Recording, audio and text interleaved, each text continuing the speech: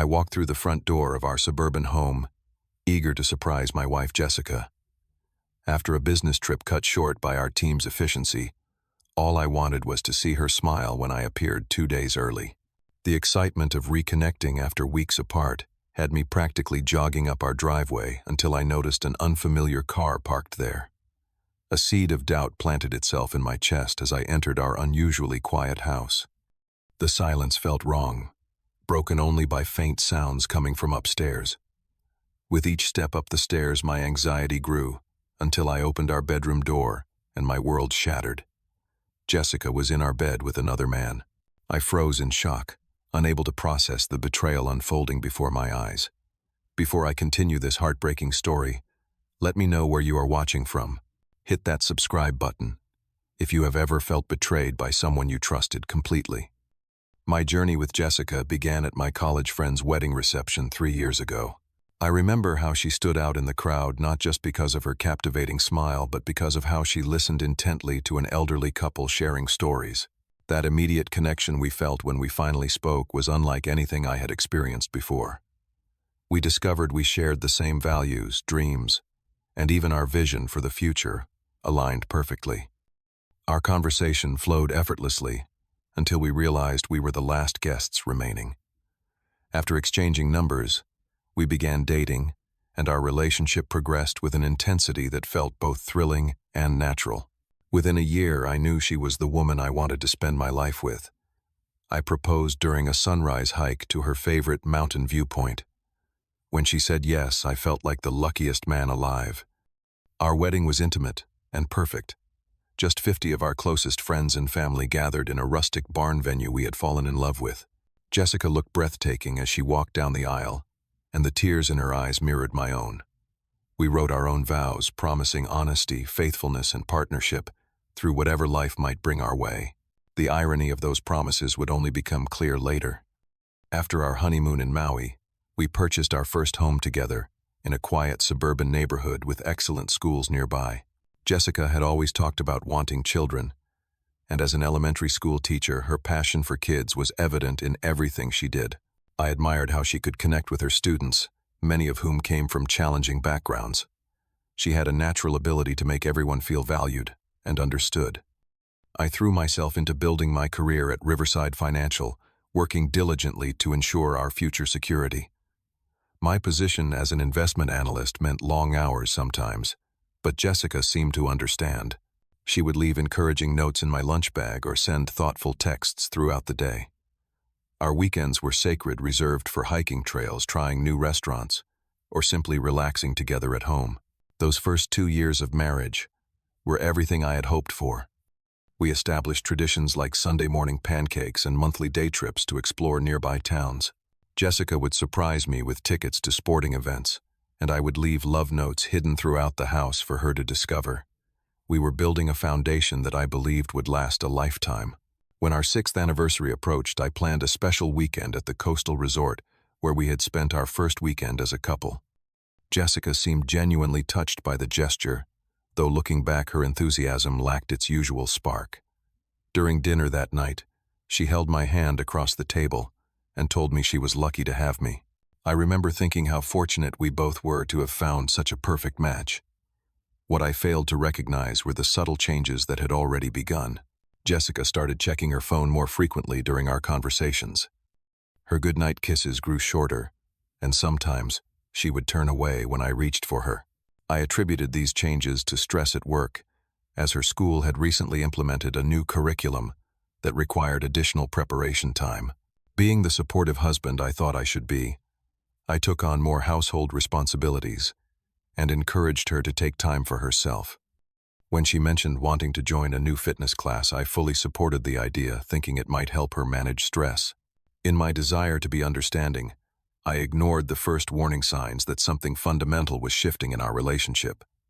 The changes in Jessica became more noticeable as weeks passed. Her new fitness routine initially consisted of 3 evenings a week, but soon expanded to 4, sometimes 5. She would return home later than expected, her hair perfectly styled and makeup fresh, which seemed unusual for someone coming from an intense workout.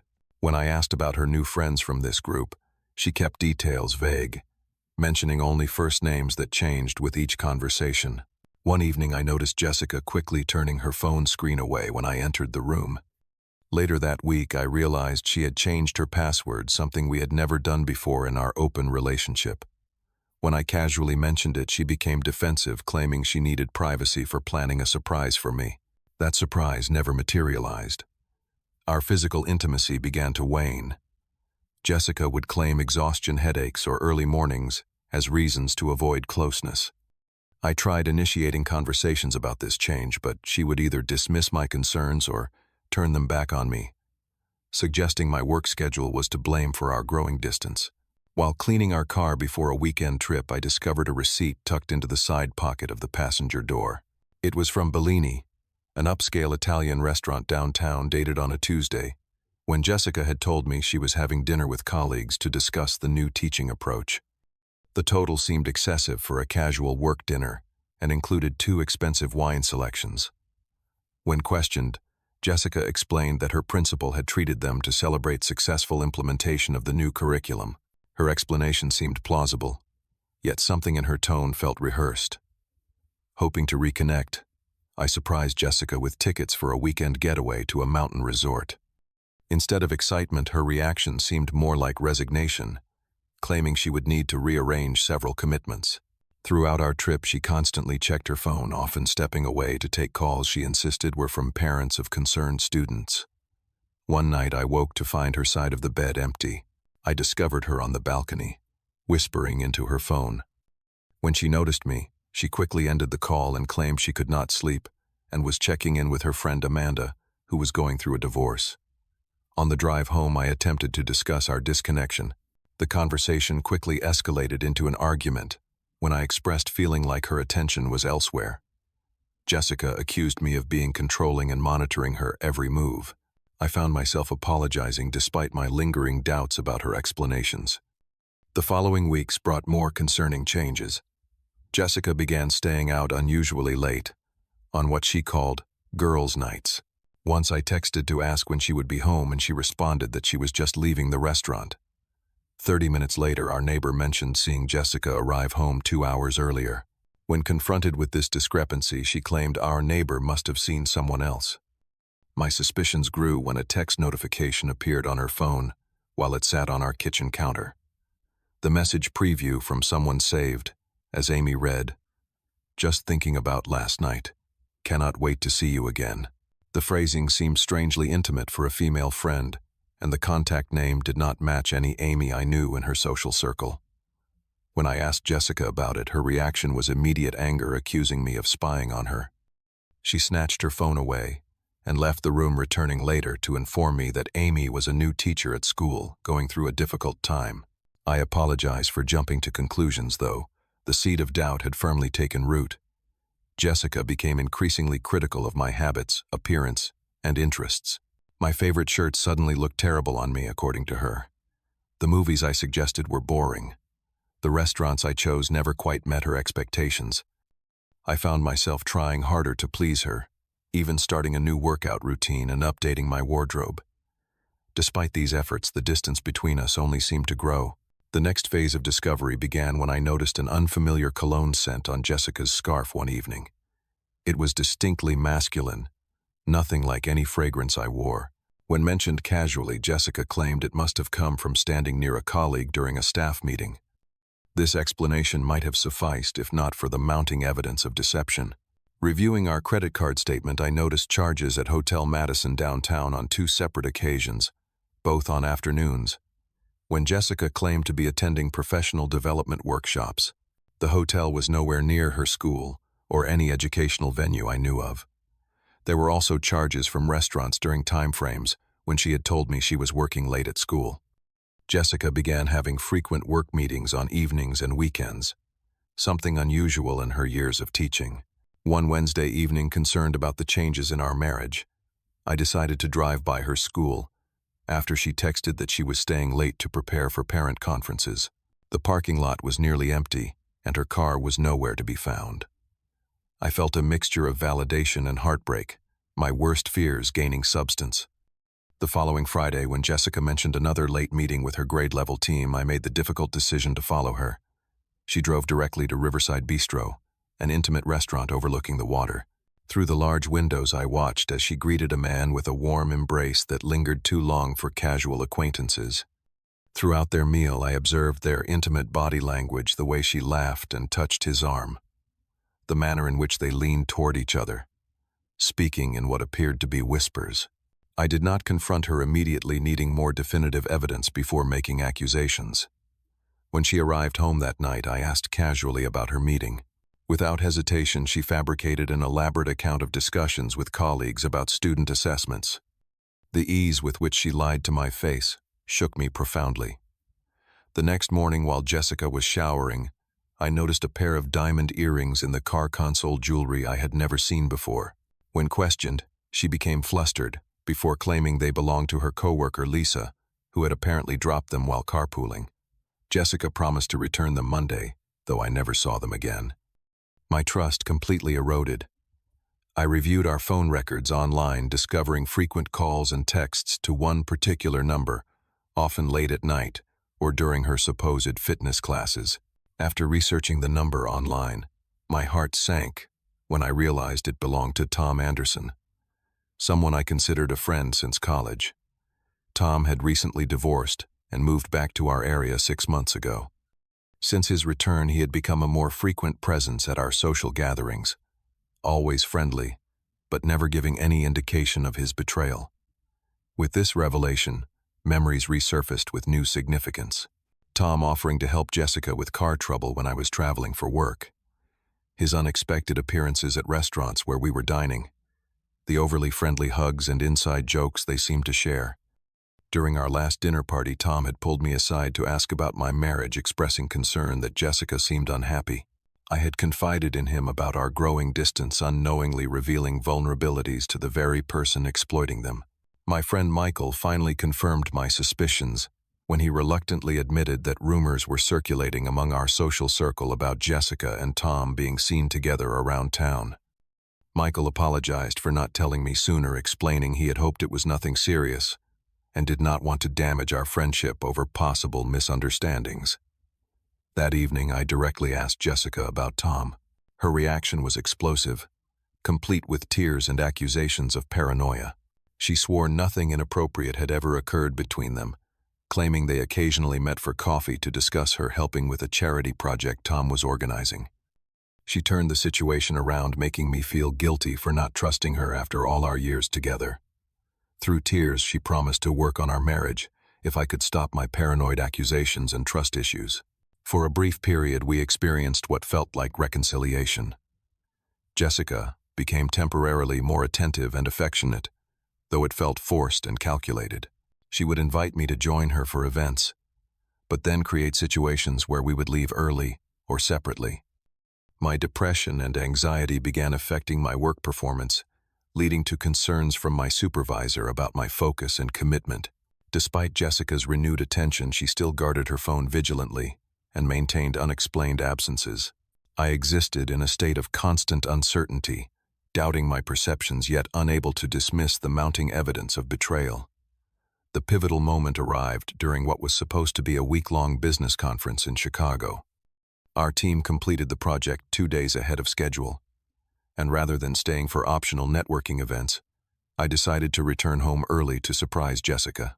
Throughout the drive, I contemplated ways to rebuild our marriage, convincing myself that, with honest communication and perhaps counseling, we could overcome the challenges between us.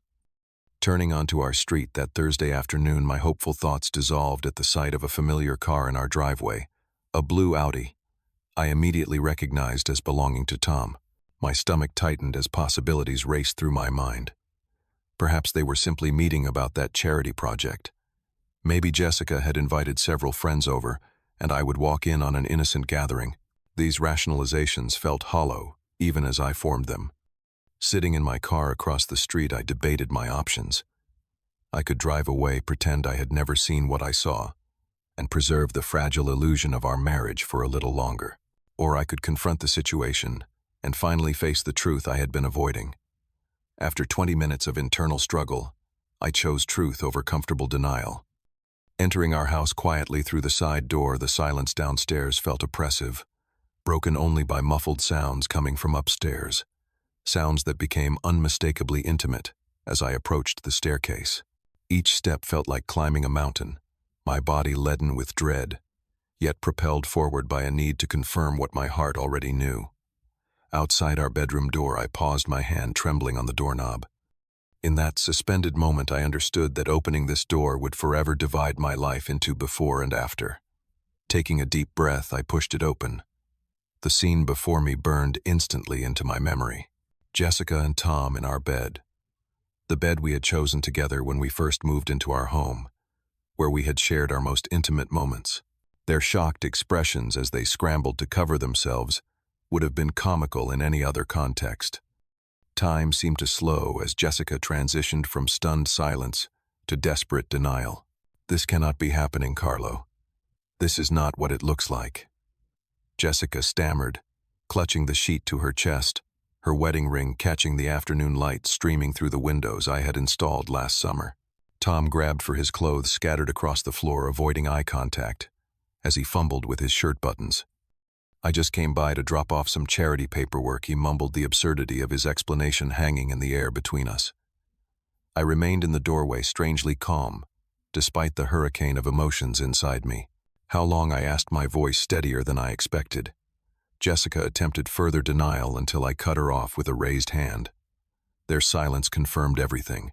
As the initial shock subsided, Jessica shifted tactics, her tone becoming accusatory. "This would never have happened if you had been more present, Carlo. You were always working, always distracted. What did you expect me to do?" The calculated cruelty of her blame shifting clarified everything. This was not a momentary lapse of judgment, but a deliberate betrayal by two people I had trusted implicitly. Even more painful was the realization that Tom had been my confidant during recent months, listening sympathetically to my concerns about my marriage while actively undermining it. Tom attempted to edge toward the door, now fully dressed. "I need to go," he mumbled, refusing to meet my gaze. I blocked his exit. "Not until I understand exactly what has been happening in my own home while I trusted both of you." Under pressure, Tom finally admitted the affair had been ongoing for 6 months, beginning shortly after his return to town. They had been meeting regularly, not just in hotels but in our home whenever I traveled for work. Jessica had apparently complained extensively about our marriage, painting me as emotionally unavailable and herself as neglected. As Tom spoke, Jessica interrupted, not to deny his account, but to assure me she had never planned to leave me. She valued the stability and financial security our marriage provided, while finding passion elsewhere. The cold calculation of her arrangement struck me more painfully than the physical betrayal itself. "I want you both out of this house right now," I stated, surprising myself with my composure. Jessica protested, claiming she needed time to pack essential items. "I cannot just leave my own home without my things. You should have considered that before bringing your affair into our bedroom," I responded. "Whatever you cannot live without, I will have my lawyer arrange for you to collect later." Tom attempted to appeal to our past friendship. "Carlo, man, we have known each other for years. We need to talk this through like adults." The audacity of his plea after such betrayal finally broke through my controlled facade. "You lost the right to appeal to our friendship the moment you slept with my wife. Get out now, or I call the police and have you removed for trespassing." Their attempts to gather belongings were met with my immovable stance. Jessica grew increasingly frantic, accusing me of being unreasonable and threatening legal action. Tom eventually pulled her toward the door, whispering something about returning later when I had calmed down. As they finally left, Jessica turned back. "This is not over. This is my house too." "Actually," I responded, handing her the envelope containing our prenuptial agreement that I had retrieved from my office during their scramble. "To dress this house is primarily mine, as you agreed before our wedding. You might want to review this before making any claims." Their departure, Tom practically dragging Jessica to his car, as neighbors watched from behind curtains, marked the end of the life I had believed in and the beginning of something entirely unknown.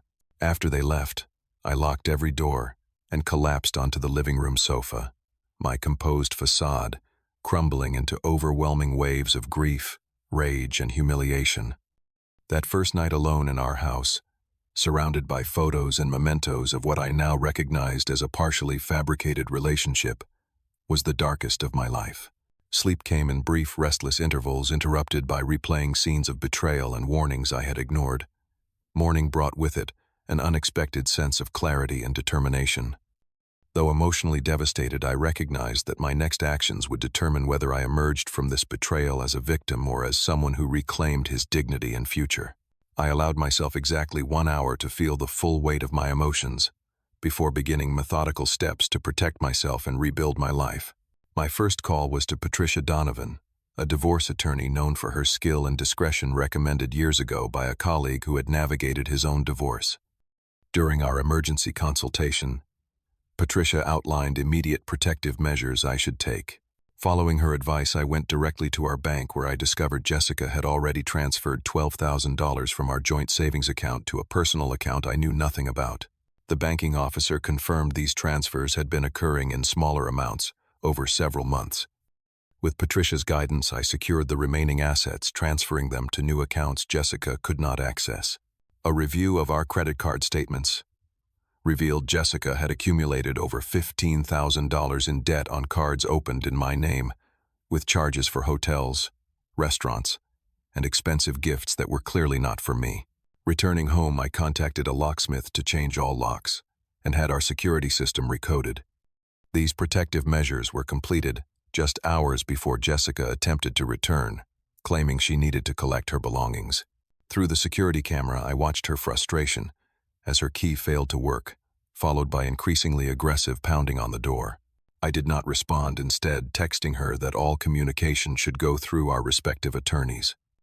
The following days involved methodically gathering evidence, bank statements, phone records, hotel receipts, and security footage from our home system, showing Jessica and Tom entering our house on multiple occasions during my business trips.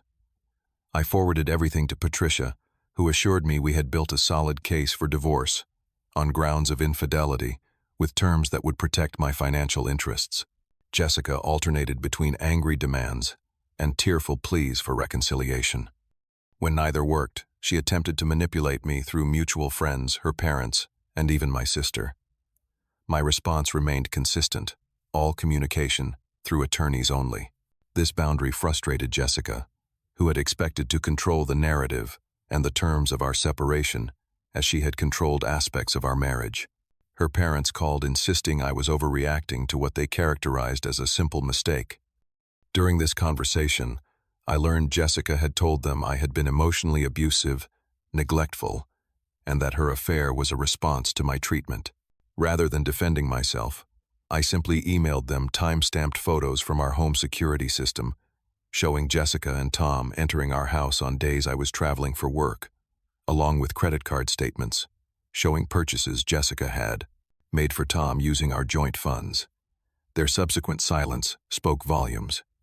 Jessica attempted to control the narrative among our friends by claiming our marriage had been troubled for years and that I had driven her to seek comfort elsewhere. Instead of engaging in public disputes, I privately shared evidence with our closest friends, not to damage Jessica further but to protect myself from her fabrications. Many expressed shock and support, while others admitted they had suspected something but feared getting involved. These revelations helped identify who genuinely cared about me versus those who simply enjoyed the drama. An unexpected ally emerged when Tom's former girlfriend Allison contacted me. She had been suspicious of his sudden breakup 6 months earlier and had noticed his unusual interest in my marriage. Allison shared additional evidence, including text messages Tom had accidentally sent her that were clearly intended for Jessica. This information strengthened my legal position, while confirming the deliberate, calculated nature of their betrayal. Despite the personal turmoil, I maintained my professional responsibilities, channeling my pain into focused work. This dedication resulted in a surprising promotion when our department restructured, providing financial stability during a period of emotional uncertainty. My boss later confided that my grace under pressure had impressed senior management, who valued resilience in leadership candidates. When the time came to serve divorce papers, I chose to have them delivered to Jessica at her parents' home where she had been staying. The terms were non-negotiable, but fair. I would keep the house and my retirement accounts, She would keep her teacher pension and personal accounts, and we would divide remaining assets according to our prenuptial agreement. Given the evidence of financial infidelity and her use of joint funds to finance her affair, these terms were more generous than legally required. Jessica initially rejected these terms, demanding half the house value and a portion of my future earnings, claiming she had supported my career growth. Her position weakened considerably when Patricia presented evidence of the hidden transfers and unauthorized credit accounts. During our final mediation session, Jessica reluctantly accepted the original terms, realizing that contesting them would likely result in a less favorable outcome and public disclosure of details she preferred to keep private. Tom, who had promised Jessica ongoing support during her divorce proceedings, disappeared from her life when it became clear she would not receive the financial settlement she had anticipated. According to mutual acquaintances, he had already begun pursuing a recently divorced woman in his apartment complex, demonstrating a pattern that Jessica had failed to recognize would eventually include her. Throughout this challenging process, I maintained my dignity, refusing to engage in public shaming or vindictive actions despite numerous opportunities. This restraint preserved not only my reputation, but my self-respect during a time when it would have been easy to descend into bitterness. The divorce was finalized 3 months after that fateful day. I returned home early. Though legally free from my marriage, I recognized that emotional freedom would require intentional healing and personal growth. The settlement left me financially secure but emotionally wounded, with significant work ahead to rebuild my capacity for trust and intimacy. My victory in court provided closure to the legal aspects of betrayal, but opened a new chapter of personal recovery. The house that had witnessed both the happiest and most painful moments of my adult life now felt like a museum of broken promises. After careful consideration, I decided to sell it, recognizing that true healing required new surroundings untainted by painful memories. With the proceeds from the house sale, I purchased a modern apartment in a downtown district I had always admired, but Jessica had disliked. The process of furnishing this space entirely to my own tastes became unexpectedly therapeutic, each choice representing freedom from compromise with someone who had not honored our partnership. The early months of independence brought mixed emotions. Nighttime was particularly difficult, with insomnia, often leading to unhealthy thought patterns and questions without answers. Recognizing these challenges, I began therapy with Dr. Lawrence, who specialized in recovery from relationship betrayal. Our weekly sessions provided tools for processing anger, rebuilding self-worth, and eventually considering forgiveness, not for Jessica and Tom's benefit, but for my own peace of mind. I reconnected with family members I had unintentionally neglected during my marriage, particularly my brother Anthony, whose divorce years earlier now provided valuable perspective. Weekend visits to his family in Colorado became regular events, his children's unconditional affection helping restore my faith in genuine human connection.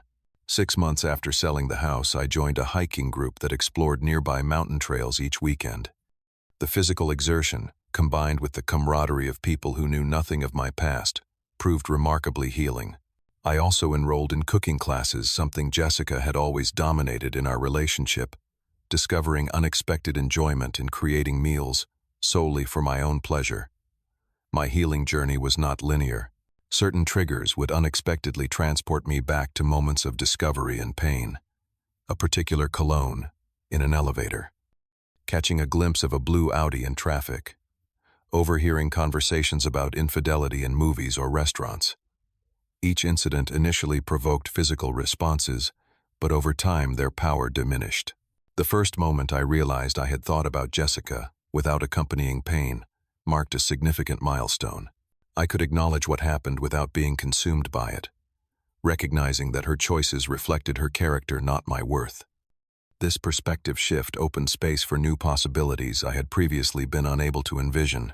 Through this challenging journey, I discovered strength I never knew.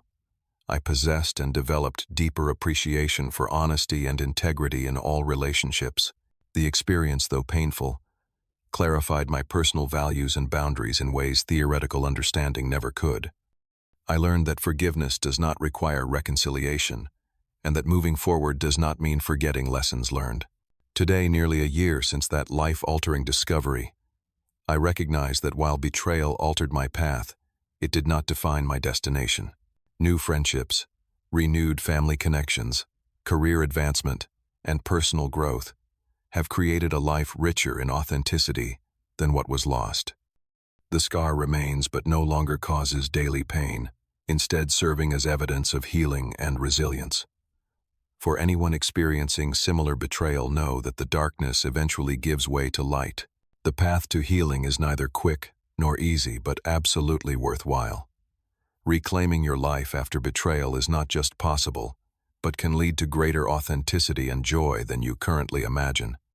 Have you experienced betrayal that ultimately led to unexpected positive changes in your life? Share your story in the comments below. If this resonated with you, please subscribe and hit the like button. Your support helps others find these healing messages. Thank you for listening. And remember, sometimes the most painful endings create space for the most beautiful beginnings.